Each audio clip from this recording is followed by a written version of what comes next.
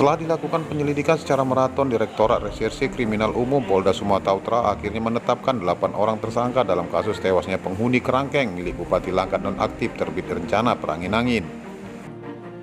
Ke-8 orang yang merupakan pekerja terbit rencana perangin-angin ditetapkan sebagai tersangka sejak Jumat malam setelah sebelumnya dilakukan pemeriksaan secara maraton.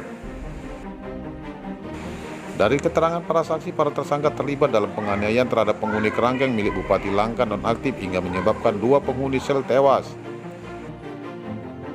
Meski telah ditetapkan tersangka, namun para tersangka tidak ditahan. Direktur Kriminal Umum Polda Sumatera Utara Kombes Tatan Dirsan Atmaja kepada wartawan mengatakan penetapan ke-8 tersangka sudah sesuai hasil pemeriksaan. Para tersangka tidak ditahan karena dianggap kooperatif dan berjanji tidak akan melarikan diri setelah bersedia dipanggil kembali untuk proses pemeriksaan. Dalam kasus penganiayaan hingga menyebabkan penghuni kerangkeng tewas, penyidik belum menetapkan oknum Bupati Langkat nonaktif terbit rencana perangin-angin sebagai tersangka. Namun tidak menutup kemungkinan oknum bupati yang terlibat kasus dugaan korupsi oleh KPK terjadi tersangka.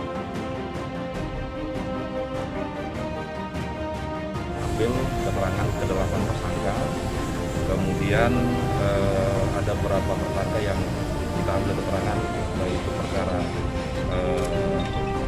TPPO-nya, ya, kemudian termasuk ada penganiayaan terhadap aktivitas lakukan. Apakah akan dilakukan penahanan mulai hari ini, Pak? Penyidik mempertimbangkan untuk tidak melakukan penahanan. Koko melaporkan untuk MNTV.